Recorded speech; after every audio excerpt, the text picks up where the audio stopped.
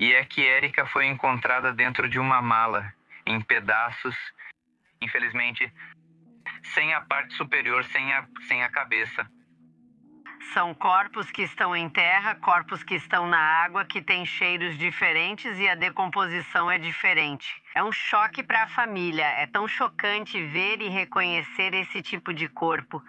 Qual é o perfil desses feminicidas? Este era um sociopata. Sociopata? Você vê a foto dele e parece a pessoa é muito limpa, muito correta, muito organizada para fazer suas coisas. É difícil traçar um perfil, mas é porque eles enganam, sabe? Um narcisista engana. E é um sociopata, porque fingiu com as amigas, porque quando ela desapareceu, a gente dizia que as amigas estavam procurando por ela, e ele fingiu na frente das amigas que não sabia o que tinha acontecido. Isso me chamou muito a atenção, porque se você começar a investigar, vários casos na República Mexicana são muito parecidos com este.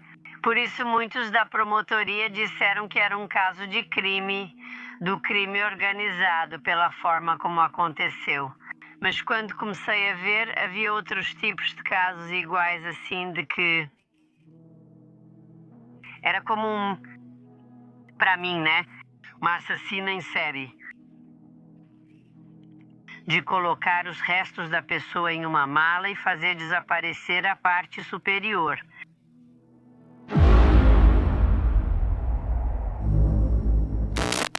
Bem-vindos mais uma vez a este podcast de conversa, onde falamos sobre injustiças, onde damos voz a feminicídios, desaparecimentos e injustiças em geral, tanto de homens quanto de mulheres.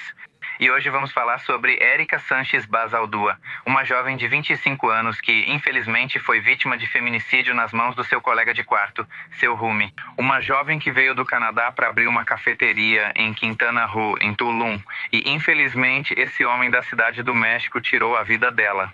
Hoje não estou sozinho, estou com Bianca. Como você está? Oi, como você está, Pepe? Muito obrigada por mais uma vez estar aqui com você. Obrigada pelo convite. Érica, é um caso muito lamentável, que é parecido ao da sua filha, uma garota que perde a vida tendo sonhos. Eu ia abrir uma cafeteria em Tulum, um lugar turístico, onde, pela minha experiência, nunca acontece nada porque, bem, é turístico. E tentam encobrir os feminicídios ou os crimes em geral. Como o senhor ficou sabendo desse caso? O caso da minha filha foi em 2018. Quase um ano depois, pedi a exumação do corpo da minha filha. E quando esse grupo de especialistas foi até a cidade de Querétaro para exumar o corpo da minha filha, vi que estavam postando nas redes sociais, perguntando se alguém tinha visto que a Érica estava desaparecida, que era uma garota que tinha ido para Tulum procurar. Bem, um trabalho. Empreender, crescer na vida como qualquer outra garota da idade dela. E infelizmente eu comparo muito com o da minha filha, porque, bem, as duas vieram do exterior e voltam para o seu país para realizar seu sonho. Olha só, que engraçado, Pepe, porque minha filha também queria abrir uma cafeteria e Érica também. E eram duas garotas que vinham, uma da Europa e a outra do Canadá. Então, com a mesma aspiração. Quando exumam o corpo da minha filha, eu vejo isso nas redes sociais. E eu comento com um grupo de especialistas que veio de Quintana Roo para exumar o corpo da minha filha. E faço esse comentário para eles. Olha, tem uma coisa que também é muito lamentável e é algo que me dói muito. Que muitas personalidades do meio da promotoria se referem às nossas filhas como a da mala, a estuprada, a... Posso te dizer mais apelidos que são muito pesados para nós. Todas essas mulheres têm nome. E nesse caso havia uma que ainda não tinha nome, mas que já havia aparecido. Então, como estavam todas essas personalidades, esses especialistas no assunto, eu disse para eles: e se for a Érica? E se for a garota que eles estão procurando? E infelizmente foi isso mesmo. E a Érica foi encontrada dentro de uma mala em pedaços, lamentavelmente. Sem a parte superior, sem a cabeça. Sim, lamentavelmente é algo que se você vê, por isso confundiram muito com o crime organizado. Porque se você compara com a forma como o crime organizado deixa seus rastros ou deixa seus avisos, é dessa maneira.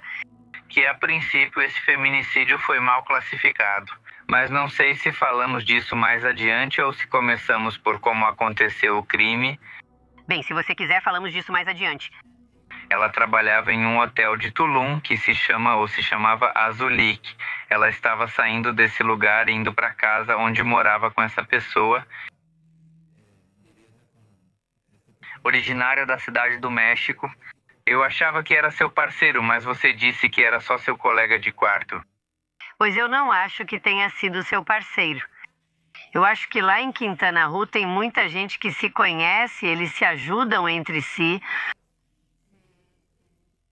Entre os que alugam dizem, bom, eu te ajudo, e então existe uma irmandade, sabe? Uma amizade que muitos dos que estão lá, que vêm de outros estados, até de outros países, acabam ajudando uns aos outros Isso foi o que aconteceu, segundo a tia dela, que eu tenho o prazer de conhecer. A tia dela, lá em Querétaro. Marchamos juntas, pedimos justiça juntas. Essa pessoa chamada Jorge Lopes Montiel, ele diz que Érica tem problemas emocionais e que foi embora quando na verdade ele tira a vida dela. Acho que essa é a primeira mentira, né? Quando dizem que você tem problemas emocionais. Eu acho que uma garota como ela, vindo de outro país, com outro tipo de características, com outra idiosincrasia, eu acho que ela não teria problemas emocionais. Porque se ela mudou de lugar para seguir em frente, a partir daí, eu acho que esse foi o primeiro erro que a promotoria cometeu, ao dar ouvidos a esse cara, né? O desaparecimento aconteceu no dia 14 de junho. Aqui é importante deixar claro que, na verdade, havia uma relação próxima. Na verdade, ela ajudava ele financeiramente. E havia uma confiança que foi quebrada. Ele tira a vida dela no apartamento, limpa toda a bagunça que fez e desaparece com o corpo. Vale mencionar, deixa eu te falar, que esse caso em si me chamou muito a atenção. Porque se você começar a investigar, vários casos na República Mexicana são muito parecidos com esse. Por isso, muitos da promotoria disseram que era um caso de crime, do crime organizado, pela forma como aconteceu. Mas quando eu comecei a ver, havia outros tipos de casos assim também, de que era como para mim, tá? Um assassino em série. De colocar os restos da pessoa em uma mala e fazer desaparecer a parte superior. Que inventou que ela teve uma crise emocional e então a fez desaparecer. E o corpo ficou sem identificação por 4 meses. 4 meses.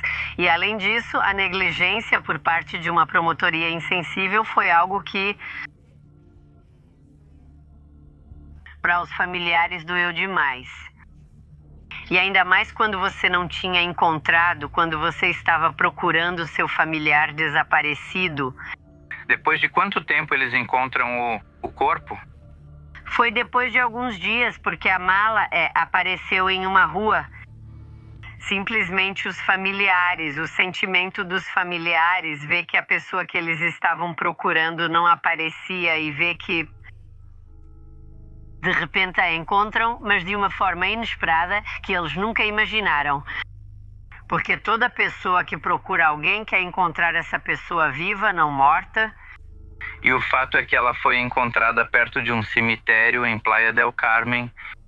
Eles a encontram, mas não a reconhecem e a família segue procurando. Porque não a tinham identificado. Como a família vai se sentir ou o que sente sabendo que estão procurando e o tempo todo ela estava ali tão perto e tão longe, né? Isso para muitos dos familiares. Infelizmente, isso já aconteceu com eles em Quintana Roo. Sim, agora estou me lembrando de um caso, de uma entrevista em que a mãe procurou a filha por anos e o tempo todo ela estava lá, no CEMEFO. Ela estava no cemitério, né? Naquele cemitério que eles têm lá, o cemitério forense da promotoria. E já tinham encontrado ela. Nesse caso que eu estou falando, da entrevista que fiz, já tinham encontrado ela poucos dias depois, anos procurando, e o tempo todo ela estava lá. Então, o que acontece é que você também já entrevistou uma pessoa que faz o kit forense. Beck Bills, que muitas pessoas acham que não serve para nada pra gente. No meu caso, que também tive uma pessoa desaparecida, de verdade, eu me arrependo muito de não ter tido esse kit forense. Sim, porque você pode evitar muitas situações. Ir reconhecer corpos, ir reconhecer um corpo não é tão fácil. Pepe, porque são corpos que estão em terra, corpos que estão na água, que têm cheiros diferentes e a decomposição é diferente. É um choque para a família estar abalada, ver e reconhecer esse tipo de corpos. Imagina a família, no caso da Érica, que ficou postando, que muita gente nas redes sociais ficou compartilhando para que ela fosse encontrada. Você via a foto dela e era uma mulher cheia de vida. E até eu acho que as pessoas que estavam conversando comigo e que, ao compartilhar aquela foto, diziam: tomara que a encontrem viva. Veja, essa moça parece tão cheia de vida e alegre. As pessoas falavam dela com muito carinho e, de repente, acabam encontrando ela. Mas da maneira, repito, que não gostaríamos de encontrá-la. Eles a encontram em uma mala, como dissemos no começo. Em partes, mas sem a parte superior, que até hoje acho que não encontraram a parte superior. Que eu saiba, não encontraram.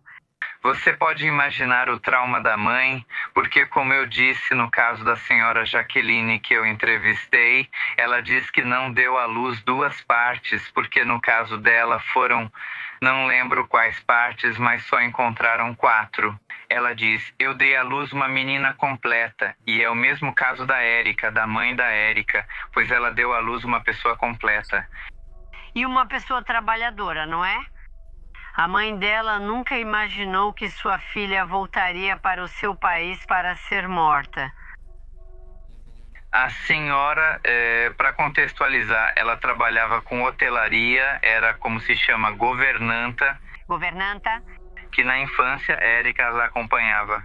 E há uma história de que, bem, ela se escondia no carrinho de limpeza e, bem, que era uma menina muito simpática, muito encantadora. Sim, dá pra ver nas fotos, né? Eu não tive o prazer de conhecê-la, mas simplesmente a foto dela mostra o tipo de pessoa que era a Érica. A morte dela foi muito lamentável, ainda mais... Esse caso também acabou lá em Quintana Roo, pela forma, sabe? Pela forma como ela foi abandonada. Ou seja, não há respeito por uma mulher, não há respeito... Como eu te disse, de como ela foi deixada. E além de como ela foi deixada, como a mídia também e os coletivos trataram desse caso. Porque já tinham encontrado a pessoa, o responsável, e por negligência de um coletivo... de ficar postando a imagem dele, acabaram dando a oportunidade para essa pessoa fugir. Jorge Lopes Montiel, que ficou foragido por 3 anos.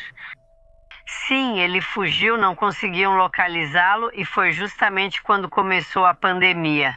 Entramos em um processo de pandemia onde você sabe bem que supostamente dizem que ele foi embora em uma embarcação, por isso não conseguiam encontrá-lo.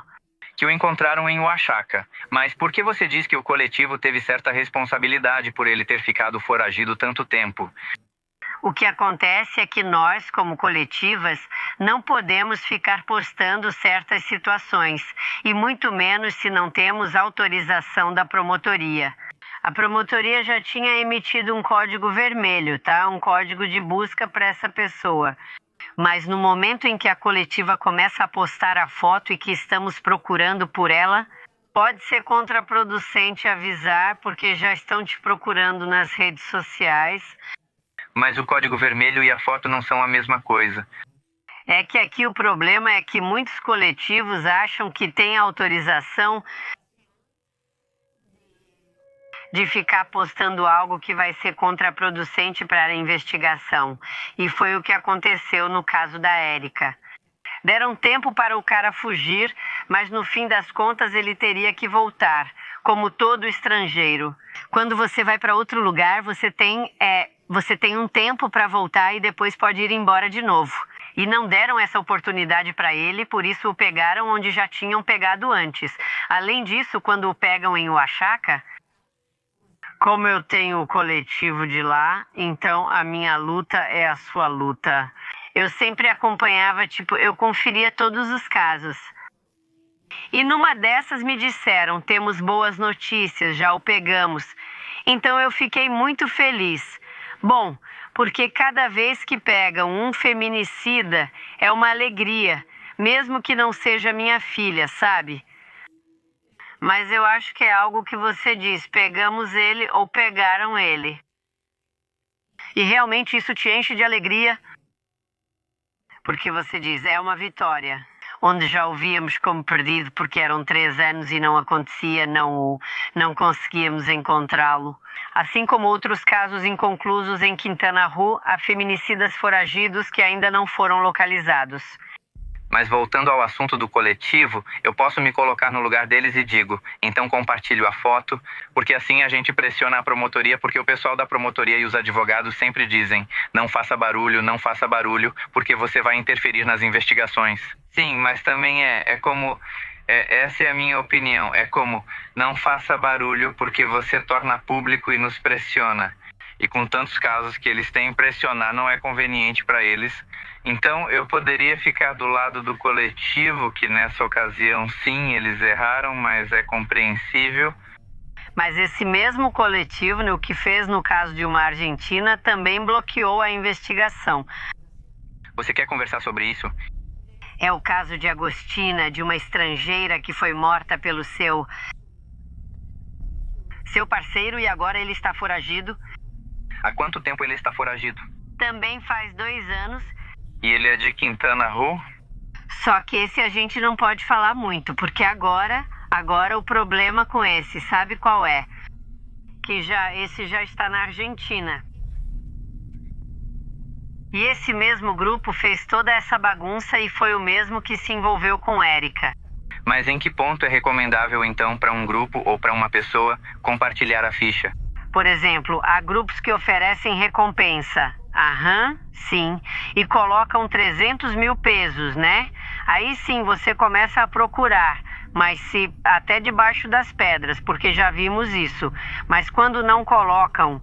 Acha que já viu alguém ser capturado por recompensa? Sim. Bom, comigo já aconteceu umas 3, 4 vezes e ainda não pegaram, e já aconteceu até de 500 mil pesos. Mas sim, bom, esse é outro assunto. Mas então em que ponto continua? Há certas partes das investigações em que o Ministério Público precisa coletar muitas informações e essas informações precisam passar por todo um processo. Sim, dentro desse processo, quando você pega o suspeito ou o investigado, o que acontece? Se nesse processo você já violou os direitos da pessoa, isso pode afetar a sua investigação. Sim, é disso que estou falando. Existem situações. Claro que não foi o caso da senhorita Érica Basaldúa, mas a coletiva teve muito a ver por terem postado a foto do agressor. Porque demorou mais tempo, porque deram tempo para essa pessoa ir embora. Mas graças a Deus, alguém o reconheceu em Oaxaca e foi assim que conseguiram encontrá-lo. Que nos colocamos na posição da dona Joana, que é a mãe da Érica, meses sem identificar o corpo da filha e anos sem prender o culpado. E depois mais anos para que dessem a sentença, que acho que foram 6 anos entre o momento em que o pegaram e o momento em que deram a sentença. E então, uma sentença, não posso dizer que foi justa, mas sim bem convincente, né? 48 anos. Que no final esse homem vai sair, o quê? Com 70 anos. E lembra que tomara que ele nem saía, porque não teria por que sair. Acho que ele não recorreu. Pelo que eu sei, ele não recorreu. Teve muito também de... Eu que conheci a tia dela, que marchávamos juntas em Querétaro, estive com ela 2 vezes e, sinceramente, ver a família dela, a gente não sabe o que é estar marchando e pedindo justiça e que muitas pessoas não sabem o que realmente aconteceu. Jornalistas se aproximam de você e perguntam, e esse caso qual foi, né? Então, às vezes, a gente até fica pensando e refletindo sobre o que realmente aconteceu. Você sai para pedir justiça e ninguém sabe do caso do seu familiar. Também é muito, muito difícil e muito duro. No entanto, outros coletivos em Querétaro conheciam o caso da Érica.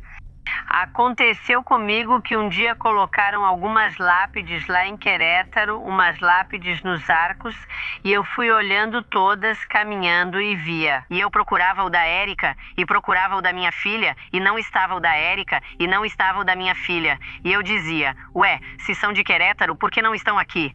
E na verdade eu perguntava para outras pessoas. Gente, vocês conhecem o caso da Bianca Moreno Labastida? Não conheciam. O da Érica Basaldúa também não. Então você pensa, como é que esquecem o nome, né? Como é que tão facilmente esquecem que elas também merecem ser lembradas pelo nome? E alcançar a justiça? E nesse caso, Érica ainda não tinha justiça. Qual é o perfil dessas pessoas? Feminicidas? Este era um sociopata. Sociopata? Você olha a foto dela e vê. A pessoa é muito limpa, muito correta, muito, muito organizada em fazer suas coisas. É difícil traçar um perfil, mas é porque eles enganam, sabe? Um narcisista engana. E ele é sociopata porque fingiu com as amigas, porque quando ela desapareceu, nós dissemos que as amigas estavam procurando por ela, e ele fingiu na frente das amigas que não sabia o que tinha acontecido. Não, e depois mentiu dizendo que ela estava mal emocionalmente, que sentia falta da família, que não estava bem. Eu não acredito nisso. Mas provavelmente agora, já com certas informações que você vai coletando, com as conversas que você tem com criminólogos,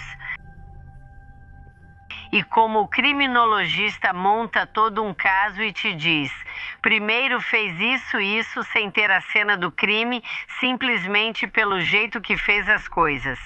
É muito interessante, Pepe. Eu gostaria que você entrevistasse um criminologista, de verdade, de conversar com um criminologista e como ele monta todo o caso.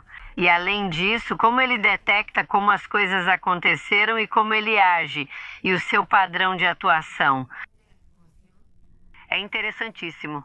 No caso da sua filha, vocês tiveram um criminólogo? Eu tenho uma criminóloga muito boa. O que foi que ele descobriu? No caso da minha filha, para falar a verdade, eu fiquei muito impressionada, porque no dia em que ele me mostrou, ele colocou isso na parede para mim. Como a pessoa foi agindo aos poucos e como as coisas foram se desenvolvendo, me impressionou muito que ele realmente tivesse o modus operandi, o tempo e o lugar, a forma e como se eles se escondem atrás em se fazerem de vítimas, porque são agressores e se fazem de vítimas, ou seja, eles se fazem de inocentes, os agressores. E ele... Na verdade, eu conheci esse criminólogo na promotoria, desde quando estavam apenas organizando o departamento de análise e contexto, lá na promotoria de Quintana Roo.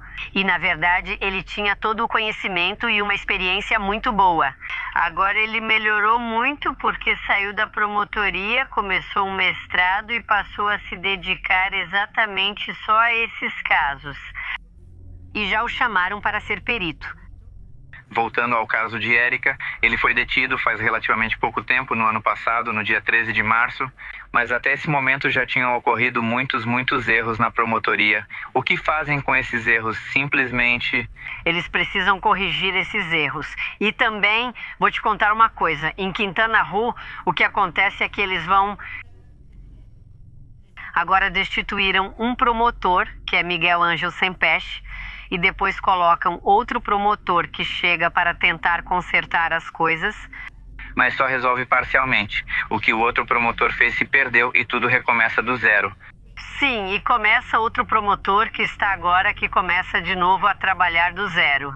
Porque lembra que toda vez que entra um promotor, ele traz a sua equipe e tem que ficar vendo no que a promotoria está falhando. Por isso, toda vez que eu ouço, sim, tem que destituir o promotor geral, eu penso, espera aí, porque nós, que já temos um avanço nos nossos casos, quando acontece de trocarem o promotor, tudo para e muitas vezes o trabalho que a promotoria já tinha feito é mudado.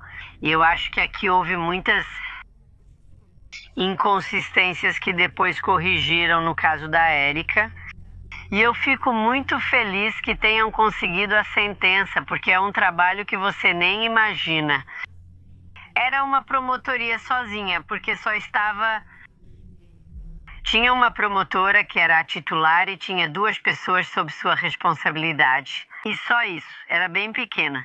Quando entra o novo promotor, o promotor Raciel, ele traz sua equipe, entra um promotor de feminicídios e começa a montar todo um departamento. Mas agora sim, já maior, com mais apoio, e começam a resolver tudo isso. E a senhora Juana recebe uma compensação econômica? Não saberia te dizer isso. Como eles resolvem? Não, eles resolvem no sentido de que haja uma sentença, mas não sei se ela tem uma reparação integral do dano. Aí seria uma questão de, nisso eu não sei. E a senhora continua, ela não voltou do Canadá? Não, que eu saiba não. Não, pra que voltar? Poxa, coitadinha, imagina a dor tão grande de ter perdido a filha e de ter enterrado a filha aqui, no México, quando ela, bem, buscava uma vida melhor. Por algum motivo ela foi embora daqui, acho que nenhuma mãe gostaria de enterrar seus filhos ou filhas. Isso aconteceu com a gente. É muito difícil para nós seguir em frente e continuar com nossas vidas. E emocionalmente, como a senhora está? Não, eu não tenho comunicação. Antes eu tinha contato com ela, mas ultimamente não.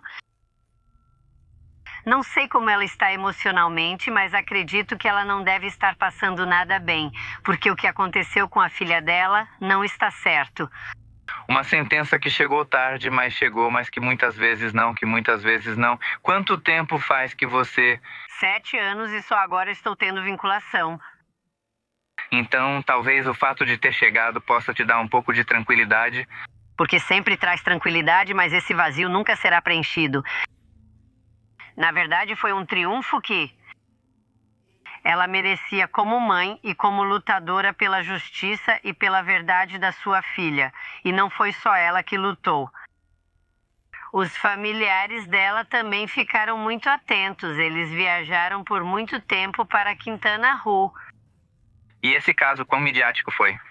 Eu posso te dizer que todos os casos que aconteceram em Quintana Roo são, sim, muito midiáticos, porque são de uma maneira muito cruel. O caso da Érica foi muito cruel. Ou seja, existe um padrão semelhante nos casos, nos feminicídios que acontecem em Quintana Roo? Foi muito cruel, porque imagina, ela procurando pela filha. Felizmente ela a encontrou, mas infelizmente não da forma que ela queria. E o fato de ter sido da maneira que foi não é nada bonito nem agradável. Você falou do caso da Jaqueline. Imagina a senhora encontrar 2 partes da filha dela. Não é nada agradável. E além disso, tem coisas que o próprio governo não deixa virar mídia. Isso é muito comum em Quintana Roo. Sim, eles escondem coisas que tinham, que nós podemos trazer à tona e que pelos nossos direitos temos que fazer isso. Um estado também que está muito manipulado pelo crime organizado. Um estado para o qual eu antes adorava ir e agora detesto ir. E eu tenho que ir porque preciso comparecer a audiências ou resolver as situações que tenho lá, né? Como agora que invadiram a casa onde assassinaram minha filha, onde aconteceu o feminicídio da minha filha. Vimos que Felizmente tenho pessoas que confiam em mim e me apoiam muito. E de verdade agradeço a elas de coração, porque me avisaram imediatamente que já colocaram uma placa de vende-se, mas já entraram na casa. Então tive que dizer para a promotoria o que estava acontecendo, que não é possível que tirem os selos e entrem na casa. Porque as casas onde acontecem os crimes ficam um tempo sob proteção e quanto tempo é até que o caso seja resolvido? Bem, pelo menos agora estávamos tentando que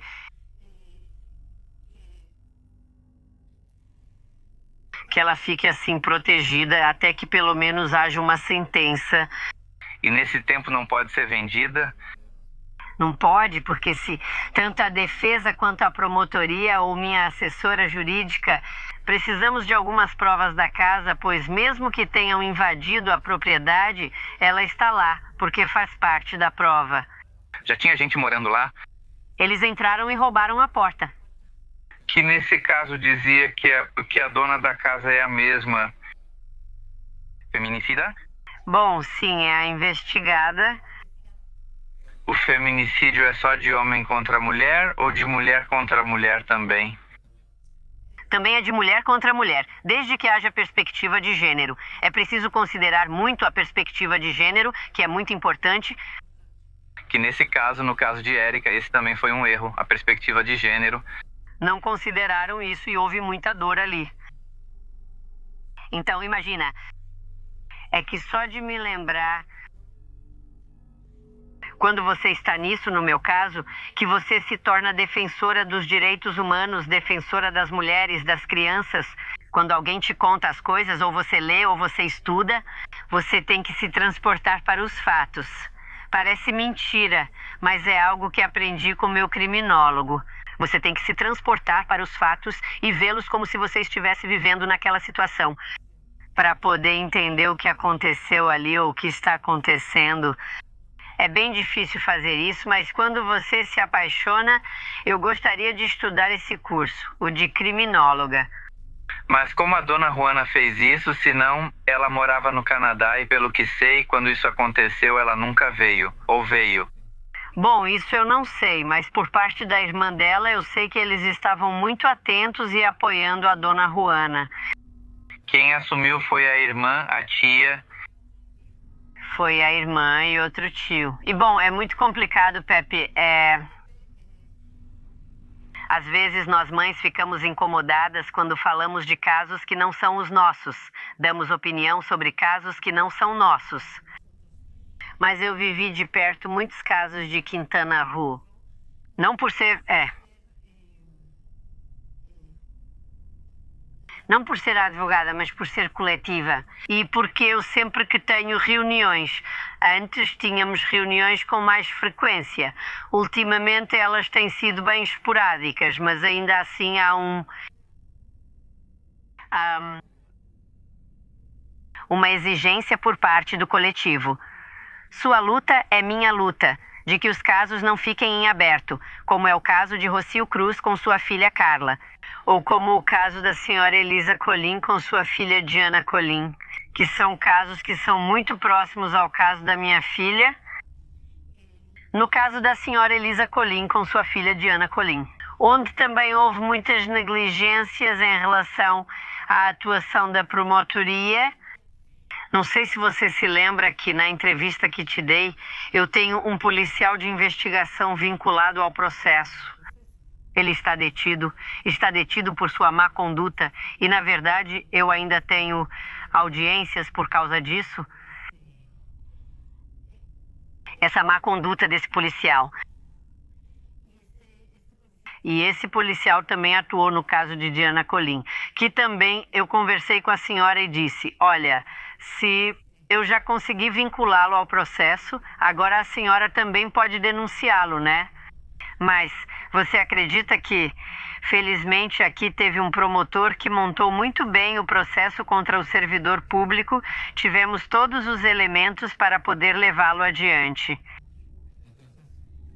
Então, o que acontece com Diana Colim? Esse caso eu não entrevistei. Bom, então, a mãe dela, que se chama Elisa, comprou uma casa em Playa del Carmen, o que ela fez porque a filha dela morava lá, mas quando ela se divorcia, volta para Toluca. Então, como eles têm um filho juntos, querem chegar a um acordo, marcam um encontro na casa. Ela volta para Playa del Carmen, se encontra com o pai do menino e aí perde contato com a mãe. Mas a casa era da Elisa? Da Diana, a rã da Elisa, Que tinha deixado para sua filha Diana, e sua filha Diana teve um relacionamento com o pai do filho dela. O pai, eles se divorciam. E suponho que, como resultado do divórcio, há um atrito. E esse senhor acaba tirando a vida de Diana. Exato, em uma visita. Ela já morava em Toluca e volta para a Playa del Carmen e ele tira a vida dela. Mas foi muito misterioso, porque também ainda não foi esclarecido esse feminicídio. Ela foi encontrada em estado de decomposição, porque os vizinhos começaram a dizer que estava com um cheiro ruim. Além disso, Dona Elisa procurava a filha porque não havia mais comunicação. E a pessoa que estava com o menino, que era o ex-marido da Diana, estava com o menino. E ao encontrá-la, percebem que o responsável é o ex-companheiro, o homem. Ainda não temos um responsável porque ainda está em investigação, assim como no meu caso não há responsável. Então, esse homem está... Ou seja, oficialmente ele não... Bem, segundo ele, não fez nada. Mas é algo evidente que foi ele. Ele é o responsável.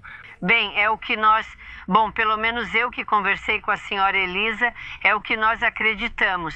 Ela também é uma senhora que lutou muito. Ela é enfermeira. Ela também viaja com muita frequência para o estado de Quintana Roo. Além disso, ela não pode ver o neto. Quer dizer, o neto continua morando com o suposto responsável? Bem, não podemos chamá-lo de suposto porque não existe nenhuma investigação contra ele, mas sim achamos que é ele. E por que acreditam que ele a matou? Porque ela não queria deixá-lo? Porque ela não quer deixar nem o filho, né? Porque ela sai de lá, sai de Quintana Roo, vai para Toluca. E quantos anos Diana tinha? Não me lembro, mas sim, ela era jovem, era mais jovem que minha filha. Quando foi isso? Em 2019. Ah, não, em 2017. Sem ter justiça?